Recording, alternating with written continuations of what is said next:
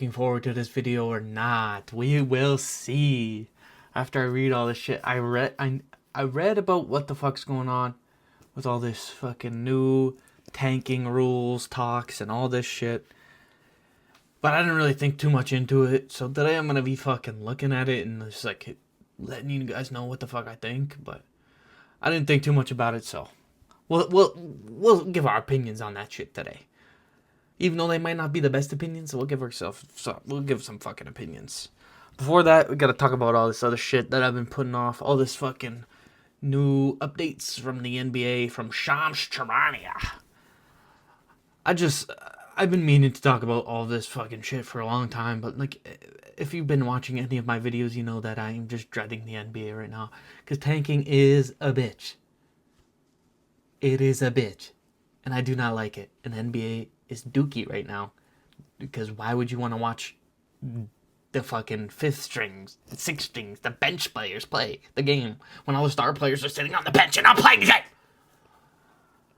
Like, fuck. Anyway. A couple people have just been announced that they're out for the season, not coming back, and none of all that bullshit. Because the tanking, the rules didn't change yet. You gotta make the most of this year while you can before the rules change. Dallas Mavericks star Kyrie Irving will miss the season to allow himself additional time to fully heal from the torn ACL. Which, this is like the least of the fucking of the news, because like we thought maybe Steph Curry. What's that? We thought maybe Kyrie would come back because he kind of said he was going to come back. He'd been practicing and all that shit. He kind of thought he was going to be back by now. By like February, mid-February. Get some fucking chemistry going with Cooper Flag and all that shit. Especially now that they don't have Anthony Davis. Getting him and fucking Cooper Flag some chemistry would have been good for the Dallas Mavericks. But looks like now he is not coming back. He's sitting up for the rest of the season. But he just came off a torn ACL. So I don't blame the guy too much. Orlando Magic forward Franz Wagner will be sidelined indefinitely after a recent test showed that he requires additional time and rehabilitation for soreness in his left high ankle sprain. He was hurt, and then they played a game in, where was it? In Germany or something like that? Anyways, where he's from. They played a game, and he came back for that game early to play in front of his home crowd, and obviously he wasn't ready to play yet, but he wanted to play. Why would you not want to play? I get it. Like, it's your home fucking city, hometown. You want to play in front of the crowd, all this jazz. But he was not ready to play, and he came back and played anyway, and now he is hurt again. And then, yeah, he came back, played that game, and then sat out for like a week after that, and then we get this notification that he is out indefinitely because he re-injured. I just dribbled everywhere. Do not try to talk while you're drinking water. That shit doesn't work, apparently. I thought I could make it. I thought about to make do. But yeah. Sad news. Because he's on my fantasy team, bro. I needed you, Franz. I needed your ass to come back. Give me the dub. But no. Big boner. Big Saboner. Saboner James. Sacramento Kings star Domantas Sabonis underwent season-ending surgery on Wednesday to repair the torn meniscus in his left knee. Okay, yeah, well, he's been out for like a lot of the season. He hasn't played barely. But the Kings are ass. So if you're that ass, why would you want to bring him back and then start maybe winning games when you could just keep him out for the rest of the season, BS, and get a fucking good fucking pick in the lottery or some shit. Like, this one's pretty much self-explanatory too. Like, of course he's gonna sit out the rest of the season. Why would you want him to come back when tanking's not hopefully not gonna be a thing next year? You gotta make the most of it this year. Fucking bullshit.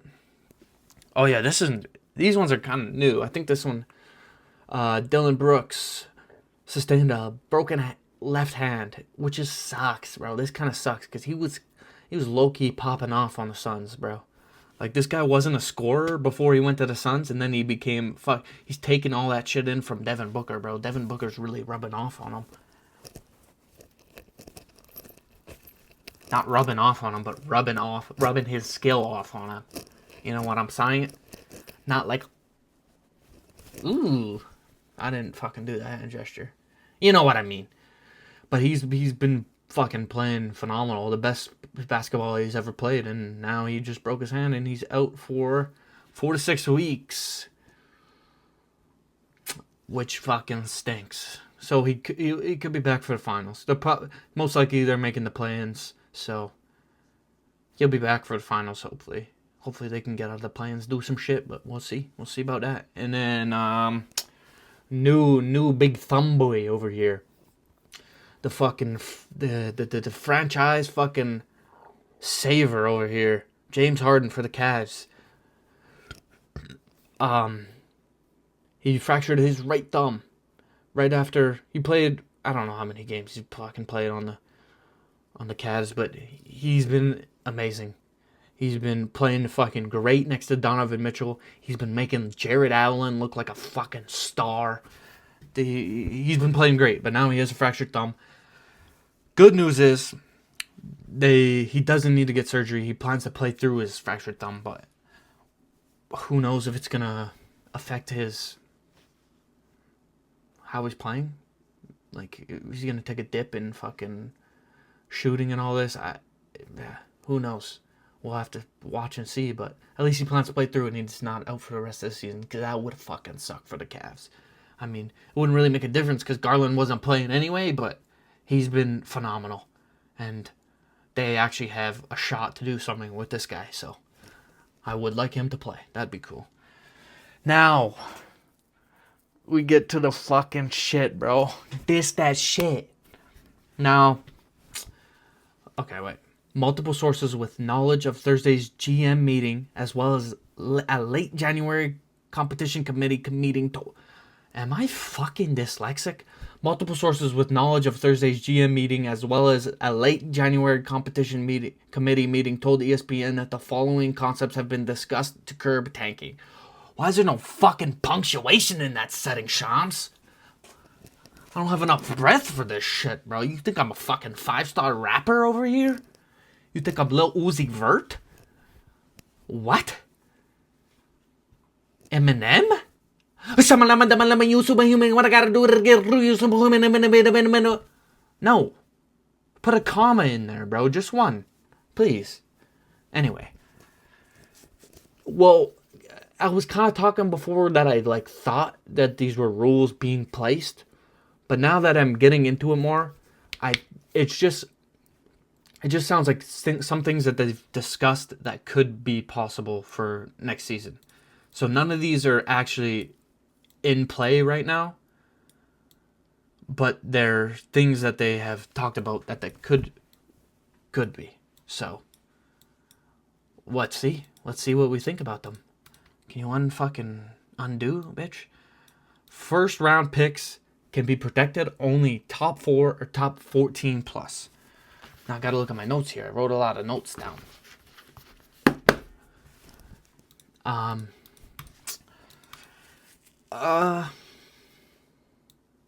This is good. I would say this doesn't really affect anything that much. It's just like, you can't just trade away a top 10 protected pick and then be pretty much guaranteed to get your fucking lottery pick because you're bad and you know you're going to get a top 10 pick. So you either got to trade away an unprotected pick, which would, so a lottery pick, or an unprotected pick.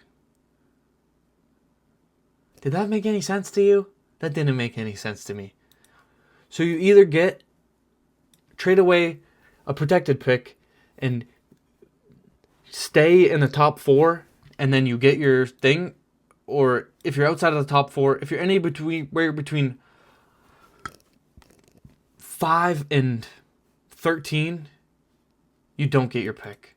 So you either got to trade away a poopy pick, top 14, or give away a lottery spot, which it's just weird because people will be trading away. Like I said, they will give away top 10 protected, and then you're pretty much guaranteed your fucking protected pick. Or they'll give a pick away, and it'll be like some team gets top 4 protected. Some team gets some top 8 protected, and then like you could just split your fucking protections up between teams. But now you can't really. There's only like 3 options: either top 4 unprotected or a fucking late first round pick. You know what I'm saying? Did that make any sense? I have no idea if that made any sense. It didn't really make any sense to me either. It just, I don't think it makes a huge difference in the NBA, to be honest. So, like, okay. Good job. Lottery odds freeze at the trade deadline or later date. Wow. This has an upside. This has upside of Nick Kurtz. Yeah. So pretty much this would encourage teams to not sit their younger players, which would be great.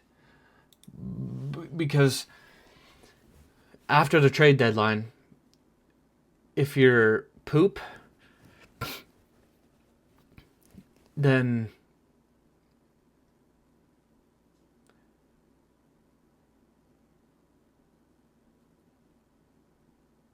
okay, after the trade deadline, if you're like mid and you're like, damn, we don't really have a chance to make the fucking play-ins.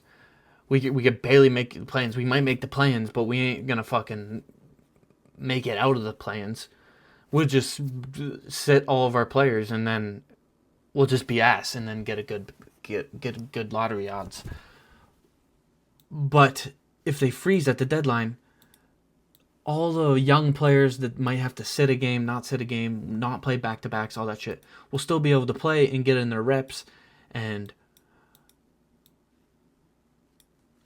progress as players because they won't need to fucking tank so much, which would be good. But it also, if you're a team like the fucking Grizzlies this year, who sold all their fucking players at the deadline so you could tank and just like start a rebuild, obviously after they sell all their players, they're going to drop in the standings and they'll get better odds. But if they freeze at the deadline and then you drop in the standings, you're not getting any better odds because they frozen. So you're either going to just have to be ass right out the gate, or just try to win, you know? But I think this is going to make for a lot of teams just being ass the first half of the season, which is also not going to be great, but it's better than what the fuck we got going on right now. Because the NBA is a fucking mess, bro. I fucking piss me off, the NBA, man. No longer allowing a team to pick top 4 in consecutive years.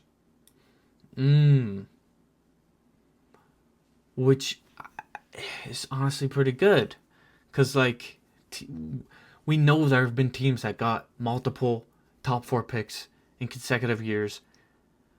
Like the Spurs. The Spurs got Wemby, then they got Castle, then they got Dylan Harper. Like, fuck me. Now they're one of the best fucking teams in the league because they got all these fucking top picks. And now, as the players get better and progress, they're one of the best teams in the fucking NBA. So by not allowing them to get top 4 in consecutive years, you have to put time into your players. You have to draft well if you get a fucking lottery pick, and you have to put time into your players, progressing your players. And I think players will become better because they will have more on their plate. They won't have to rely on another pick in the next coming year, which was good, actually. Very good, very nice. And or after consecutive 3 bottom finishes. This is also good. So you can't just be like the Wizards and be ass for fucking 9 years and get fucking top picks every year. Try to make it something happen. No, you're you'll have to put up a good fucking roster eventually, because you're gaining nothing for being ass for this long. Like, either win or just sit with your fucking thumb in your ass. Like, there's no point in being ass anymore if this is a fucking rule, because nothing will gain from it. So you're pretty much,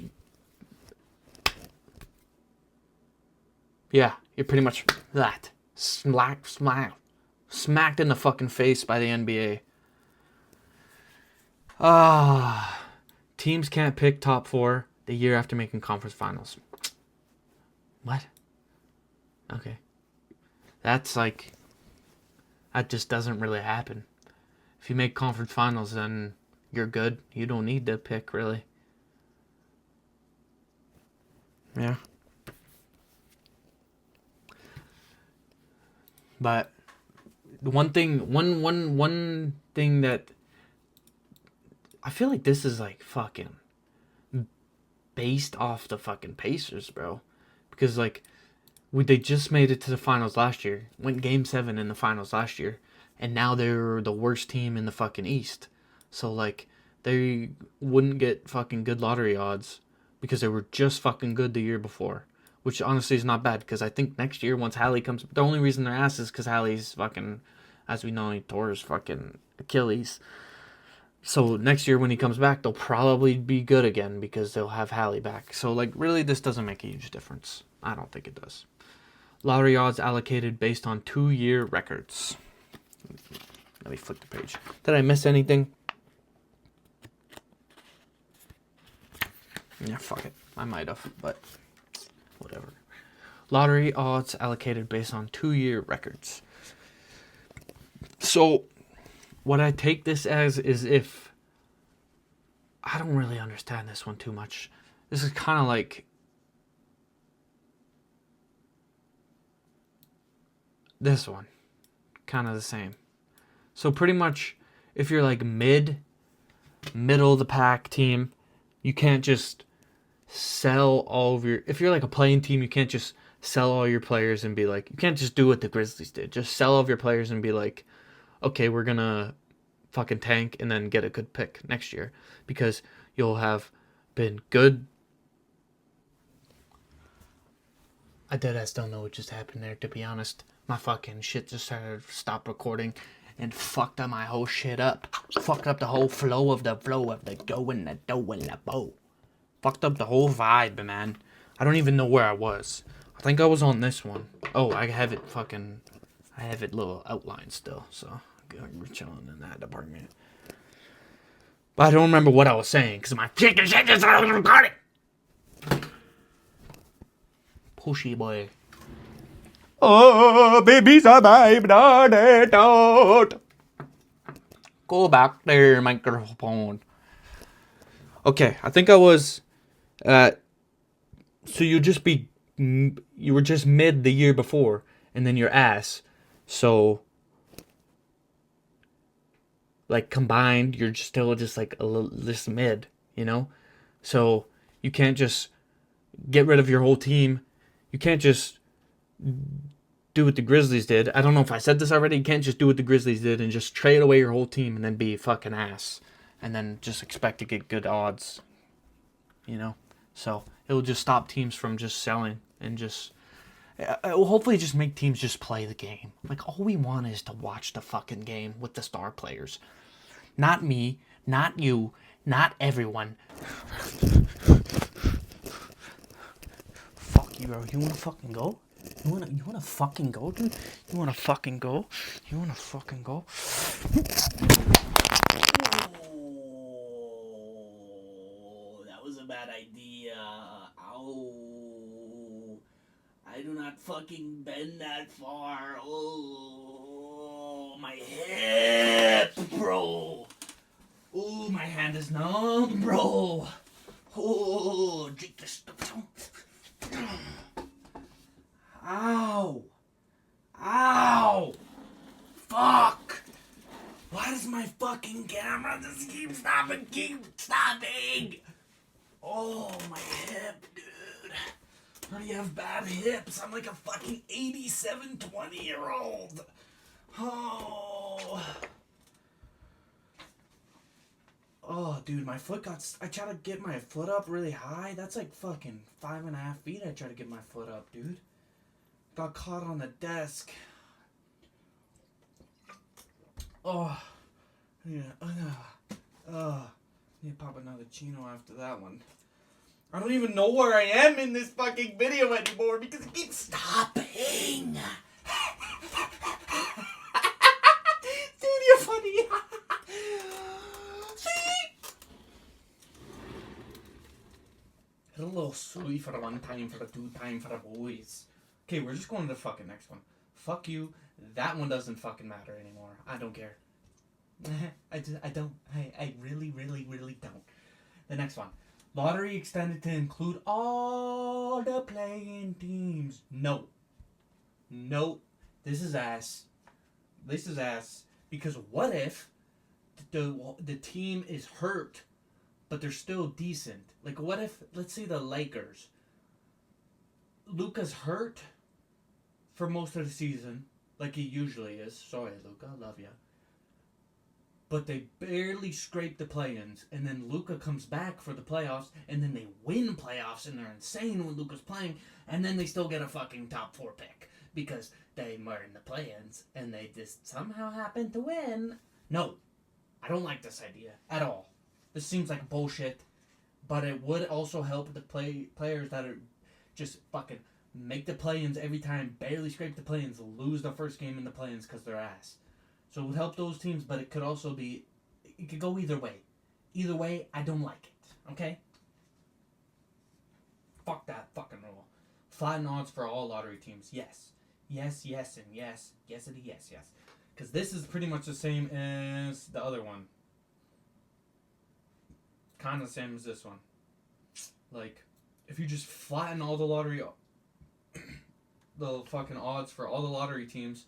No one will be encouraged to be extra ass. You know, if you're ass, you're ass. Play your good players. It doesn't matter. You don't have to be last in the standings to get good fucking odds. You could just be bad. So you can still play your players. They can still develop. And it's good for everybody. Because this is why tanking is ass. Because if you're like me, when I went to the the fucking Timberwolves game, I booked that shit months in advance, and I was just praying. I was like, please, Anthony Edwards, just don't get hurt before I go. Please, Anthony Edwards, I want to watch you so much, Anthony Edwards. Oh, Chubbs, please. And people like me do that, because not everyone just has fucking Trinity dollars, lots of money that they can just get a good seat fucking that week. So people look forward to these fucking games and look forward to these fucking star players playing. And if you're just fucking sitting your star players every other game, and someone's gonna go and pay a lot of money to go to the fucking game and then be disappointed because the fucking star players aren't playing, which would be really sad. Like, if I went to the game and Anthony Edwards wasn't playing, I'd be like, fuck me. Like, this just sucks, man. The fans want to see the star players play. So this would help the star players play. If you just flatten lottery odds for all teams, no one's encouraged to be extra ass. If you're ass, you're ass. Play your players, you're still ass. Play them! Fuck. If you're mid, play your players. You're not getting any fucking midder. You can't be worse than the ass teams, so just play your players! Anyway. Close this fucking book. Most of these rules would be good. Most of these rules I would like. So, I don't know. Let me know what you guys think of these rules. For me, as an NBA fan and watcher, these would make the game a lot better to watch. I would be more locked in on the NBA if they would fix this tanking bullshit, because we all know this shit is ass. Like, the NBA is in a fucking kerfuffle right now. Kerfuffaloo. Like, straight from fucking Yucatan. I don't know. Like, it's just pissing everybody off, I think. And I'm tired of it. Come on, NBA. Fucking NBA. Fuck you, NBA. Come on, MLB. We're waiting for you to start. I don't know. Please fix tanking. That's all I gotta say. What? What? That audio was probably terrible the whole time because I don't know where my fucking mic went. Where are you guys hearing me from? My mic was on my... Oh, this whole fucking video is cooked now. Fuck you, camera. Where did my mic go? My mic shot across the room when I fucking karate chopped the fucking desk. When I karate kicked it. Did it fly under here, bro? Probably under my bed somewhere. Oh, fuck. Now I gotta look for it. Hopefully you can hear me. I might have to yell now because I don't know where the fucking microphone is. Adios! See you tomorrow! Peace! Hopefully you can hear me!